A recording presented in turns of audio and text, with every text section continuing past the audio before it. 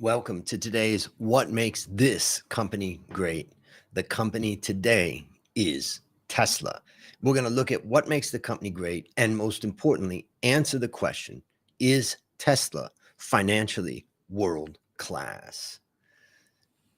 So there's 8 things that have made Tesla wildly successful. First is innovation. Tesla has revolutionized the auto industry with electric vehicles featuring longer ranges, faster acceleration, and autopilot. Next is brand image and reputation. Tesla has cultivated an aspirational image seen as forward-thinking, eco-conscious, and luxury-oriented. The world wants ESG. Here is the company giving it to you. ESG, sustainability, and all those great things. The next one is leadership and vision. CEO Elon Musk's ambitious goals, innovation, and social media engagement created a unique brand aura. And then there's vertical integration. When you're creating an industry, you have to create the whole industry. So Tesla's vertical industry includes car and battery manufacturing, software, and charging infrastructure. Let's look at another thing that makes Tesla wildly successful, and that's the supercharger network, which you see a picture there. Tesla's invested in a vast supercharger network, easing long distance travel and charging concerns for consumers. The next is market timing. Tesla entered the EV market, electric vehicles, when climate change concerns drove demand for sustainable transportation. Again, if you believe in ESG, if you believe in sustainability, if you want lower emissions, well, here's the company giving it to you. And the next is first mover advantage. Though there are other companies that had done EV, this company really built their whole business around electric. Tesla led in EVs, gaining an edge over slower adapting traditional automakers. And then there's global expansion. This was not a US company only. Tesla has expanded globally, broadening its customers base in multiple countries. Think about its manufacturing in Germany, its manufacturing in China, as well as in the US. This comes from Tesla's website, and it's just a peek into the Cybertruck production line, which is just, crazy because you can see there's no humans there. So let's look at the best sellers. Tesla's Model Y sold about 747,000 in 2022, and Model 3, 482,000, and Model X, 37,600. Now, nearly 500,000 cars were delivered in second quarter 2023, which is about a double a year ago. Here's a chart that just shows you up and up and up. And it's just incredible, the number of cars. This is per quarter, so about 500,000. It's not going to be long at this type of trajectory that Tesla's going to be delivering 1 million cars per quarter. Let's look at the revenue. Well, right now, 50% of revenue comes from North America, 22% from China. I mean, this is a global firm. And then 28% coming from others. I can't find enough detail on the breakdown by different countries. I just couldn't find it. It may be out there, and I've got to look for it. And so this is what I've got so far. And Rajendra, thank you.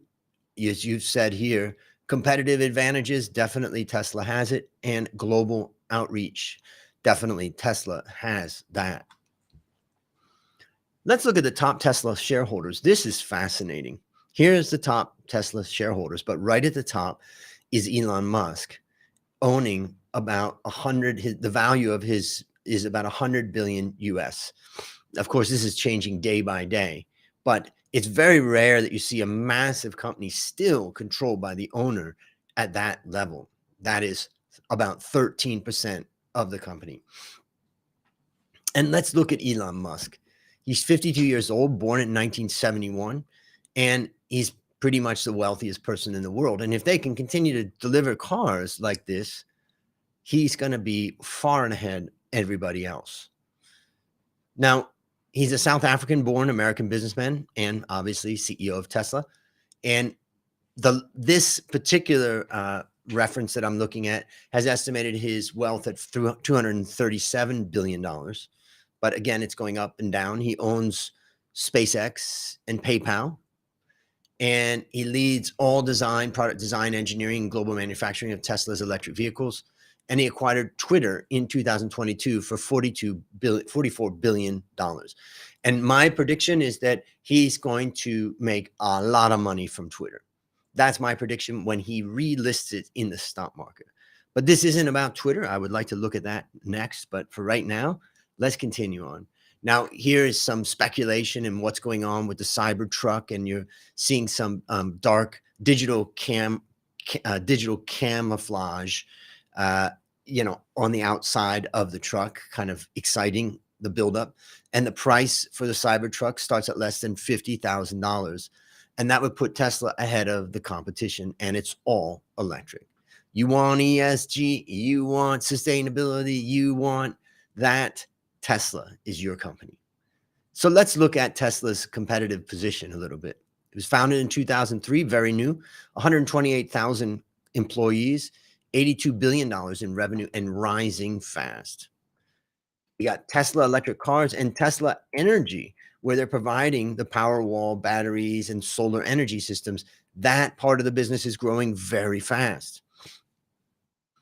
The competitive advantage is through electrical vehicle innovation, advanced battery technology, and sustainable energy solutions.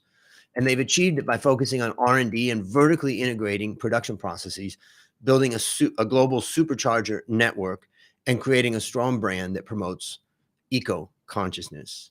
If you want ESG and sustainability, Elon Musk is your man, which makes me kind of wonder, actually, one of the things that's interesting about this company is that didn't they recently get removed from an ESG index? The S&P ESG, I can't remember which one it was, but somehow they were removed. And when the Biden administration had a big event launching electric vehicles, all the car manufacturers were invited except for Tesla and Elon Musk. I'm confused. There's more work to be done right there. Now, the question that we're going to answer now is the company financially world-class? Here's the method I use as an investor and business owner to measure whether a company has a competitive advantage. The world-class benchmarking scorecard, which we developed 10 years ago. And here's how we construct the scorecard for any company. We gather the yearly and quarterly financial data of 26,000 companies worldwide. We then calculate each company's profitable growth score, which is a composite measure of both profitability and growth. And after that, we rank the subject company relative to peers within its sector of similar size. And then we use a decile ranking. 1 is best and 10 is worst. So 1 would mean that they're in the top 10%. And a score of 1 or 2 means that they're in the top 10 or 20%. And I would call that financially world-class. We assess the company's performance over the prior 4 years and the past 12 months. Rajendra, is that your estimate of what the ranking is for the company? 1.75? Well, we're going to see in a second. But before we look at Tesla, let's look at Toyota, because we already saw that Toyota was not financially world-class according to my measure. And someone may say, well, your measure, Andrew, is not good because I want to measure Toyota against other car companies only, not against 960 large consumer discretionary companies. And I would say, yes, I know many people do that comparison, but because I'm looking at the overall market and I'm looking at what a company looks like relative to global peers, I see a much bigger universe. So one of the ways that we can try to solve this is just by looking at car companies' scorecards against each other. And that's the reason why I brought up the Toyota scorecard right here. And now, ladies and gentlemen, it is time to answer the question, is Tesla financially world-class? The answer is yes. Rajendra, you were right. And here we can see, in fact, I find this really interesting, really interesting. what we can see is that during the period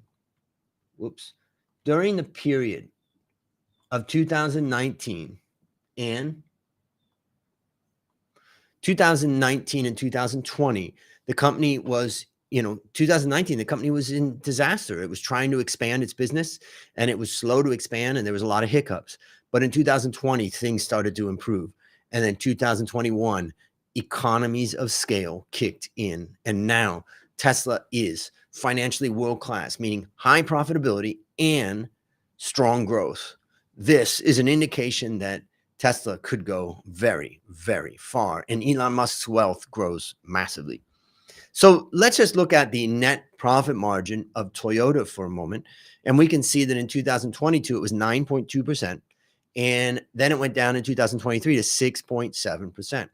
The company's generating about $280 billion in revenue. So the company is massive compared to Tesla. So what does Tesla look like? Boom. What we can see is net profit margin rose from 10.3% up to 15%. Tesla's profit margin in 2022, which is close to 2023 because Toyota has a different fiscal year, you can say that Tesla is almost 3 times as profitable as Toyota. This is economies of scale coming through. And this is one of the reasons why Elon Musk has actually started reducing the price of cars. Well, we got our answer. But the question is your company financially world-class? Do you lead a company with $15 million or more in revenue? Just message me and I'll score your company. Have a great day and keep making your company financially world-class.